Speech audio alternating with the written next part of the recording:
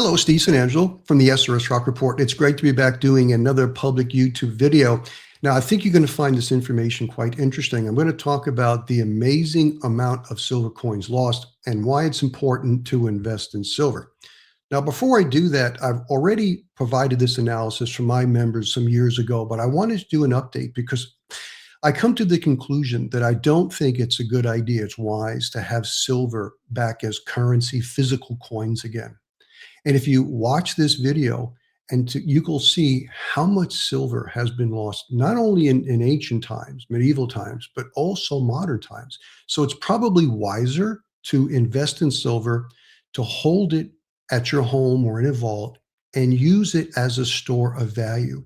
And you'll be the judge. Now, before I start talking about that, if you haven't seen my last public YouTube video, what happens with 300 and 500 silver prices, because we're seeing this from some people, some analysts in the industry are talking about this. And unfortunately, a lot of the analysis that I see coming out of the precious metal community tends to be silver price go up.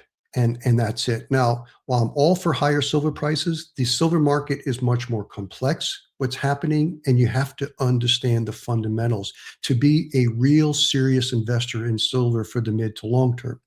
Now, I talk about these fundamentals at my website at the SRS Rock Report. And if we zoom in, like for example, I show on the bottom China's massive silver imports. Is it still impacting the market? Now, why is that the case? Because back in March, China imported a lot of silver. It was like 870 metric tons. It was a record amount. So there was a lot of people talking about this. Is China buying up all its silver? So I talk about what's happening now with the Chinese silver imports and exports. So if you haven't checked that out, I think you'll find a lot of excellent information there. But the information in this update a lot of it comes from this report, Silver Stocks and Losses in Ancient and Medieval Times. Now, it's by C.C. Patterson. He says the relationship between silver output, that's mine supply, losses, and stocks have been little studied by scholars, although an understanding of them can be critical importance in the study of medieval and ancient economic history.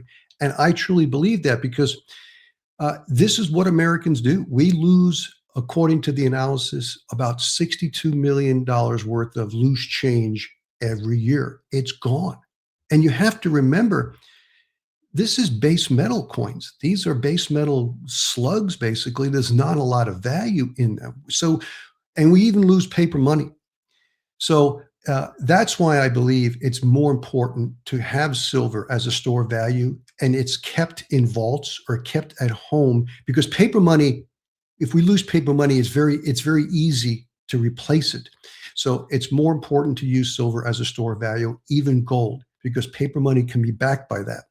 Now, not only do we lose coins, according to this paper, about 3.7 million Bitcoin have been gone forever, and that's due to the security issue, not being able to access that Bitcoin. It's gone. If you don't keep it, you can't access it. Now, if you're a silver investor and have been a silver investor for years, you'll understand this chart. This chart shows how much silver was in the silver denarius. And over time, this is the debasement of the silver denarius. You can see that more clearly here. It wasn't until about 100 AD that we really started to see the debasement of the silver denarius. And after 300 AD, there wasn't that much silver in the silver coin. And so a lot of analysts I've seen talk about this in history, that the collapse of the Roman Empire was due to the debasement of the silver denarius. However, my analysis shows it was due to the falling energy return on investment and peak of Roman wood fuel production and agriculture. That was it. The debasement of the silver denarius was just a symptom, and I'll show you. Now, according to C.C. Patterson's table here, what he shows, the production during the fourth quarter BC at the top, and average world production during the 4th century AD at the bottom was about 25 tons a year. But if you look in the middle, in the highlighted yellow area, during the peak of the Roman Empire, they were producing about 200 metric tons a year. That's almost 10 times what they were in the beginning of the Roman Empire. So In that 150-year period, the estimate is they produced about 30,000 metric tons of silver. And so if you put it on a chart, and that's what I did, this is estimated ancient world, mostly Roman silver production. It's in the blue bars. And the percentage of silver in the Roman silver denarius is in the red line. And what you see from 250 BC to about 100 AD, it was about the same. 97%, 97%, and then 95 as production increased. But as production started to decline, and we see it dropped to only 10,000 metric tons during that period, we see the amount of silver in the silver denarius fell to 78%. Then the next 100 years, it fell to 28%. And by 300 to 400 AD, there was less than 5% of silver in the silver denarius. Again, this was due to the collapse of wood fuel production. Now, we can also see it here. It actually shows up a little bit more clearly here. This is the finest of early Roman imperial silver coins. If we go back to 50 BC to 100 AD, the empire was producing about 200 metric tons a year. And as you can see, the finest was at the top. But once it peaked and we started to see the decline, it fell in half to 100 metric tons. And matter of fact, it fell more towards 200 AD than it did in the beginning of 100 AD. But we could see the decline in the amount of silver in the silver denarius. It wasn't until after 200 AD when production really collapsed to less than a third, to about 30 metric tons a year, that it really fell off. And after 300 AD, when production really declined, that's when we saw a major decline in the amount of silver in the silver denarius. Now, the reason for that has to do with this chart. The ancient Roman Empire wood and charcoal consumption to produce silver during 50 BC to 100 AD. Now, that's a 150-year period, but what this chart is only showing for 50 years in the peak area. Basically, the estimate is about 100 million metric tons of wood were cut down to produce 20 million metric tons of charcoal to produce 10,000 metric tons of silver bullion. Now, we need to realize that they weren't producing just silver. They were also smelting lead or with silver. They smelted gold, copper. They even smelted iron. It was the Iron Age. And not only that, it took a lot of wood, charcoal to smelt all these metals. And then we're talking about wood for heating, wood for cooking, wood for building ships, warfare. So unfortunately, the decline of the Roman Empire was due to the collapse of its wood fuel production and agriculture due to the falling energy return on investment. Now, let me do a close-up here because Patterson shows what happens to silver stocks as production declines. You don't need to understand this chart, but what happens is we see the stocks start to go up as production increases. Then there's a constant fractional loss as production goes up or remains constant. And what he says, as production declines, then those stocks decline. And there's like a half-life. Within 100 years, he says within 100 years of no more production, those stocks are gone. And so that's very interesting because if we look at this chart, this is the same chart, but it's showing the ancient Roman silver stocks, the estimated silver stocks. So they peaked about 10,000 metric tons in 50 to, BC to 100 AD, but then they started to decline as production declined. And by 300 to 400 AD, there was only 1,300 metric tons of monetary stocks. So this happens over time. This even happened during the late Bronze Age, even in Athens when they produced a lot of silver about 400 years before. Now, this is kind of a complex table and page, but let me simplify it here. Basically, what he's showing in more modern times, this is accumulations of world silver production. If we look at the top left, the period starts from 1885 to 1900, and it goes down from 1931 to 1938. And the total production in the next area is about 315,000 metric tons. That was the production of silver. So what he does, if he shows in the middle there, the tabulated total monetary stocks in 1885 were 50,000 metric tons. The expected total monetary stocks in 1938 were 260,000, but the tabulated total monetary stocks Well, only 160. At the bottom left, he shows in the highlighted area, I'll read it.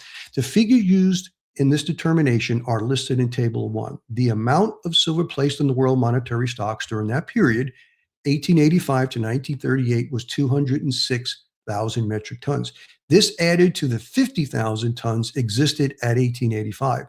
Should have totaled 260,000 tons. The total accountable world monetary silver only amounted to 160,000 tons in 1938, however, yielding an unaccountable loss of 100,000 metric tons. And on the right, he says, and this is important, about 600 million in small silver change in the United States and perhaps 100,000 metric tons of silver money in the entire world were probably lost back to the earth by accident and mishandling during the first half of the 20th century. These figures may seem unreasonably large, but considered in terms of individual loss, they are quite small. The above total mass of silver was handled by about 400 million persons over a period of 50 years. This means that on average, each person unaccountably lost less than equivalent of one United States quarter per year. And it sounds reasonable. Again, Americans are losing about $62 million worth of coins a year. So this is the problem with using silver or gold coinage. So it's very important to keep silver, I think, in vaults, used or in storage as a store of value. Now, why is this important? Let's go back to the ancient Roman Empire. As production declined, silver production declined, so we see the stocks decline. Well, let's fast forward to today. This is world silver mine supply from 2007, forecast 2026. According to the Silver Institute, Metals Focus, and the World Silver Surveys, global production peaked about 900 million ounces in 2016, started to decline by 2020. During the pandemic, it hit a low of 790. It's gone up, but it's been flat. And production is about forecast to hit 844 million ounces. So we're not seeing new peaks. I think production has peaked in 2016. And if we take it a step further, this is total world silver production, 1493 to 2050 forecast. Now, I'll tell you, I've been looking at some of the data was pretty accurate. They actually have pretty good data going back over the last 400 or 500 years. So if we look at this chart, from 1493 to 1600, the world produced about 747 million ounces of silver, and that was over a 107-year period. And as you can see, each 100 years it goes up.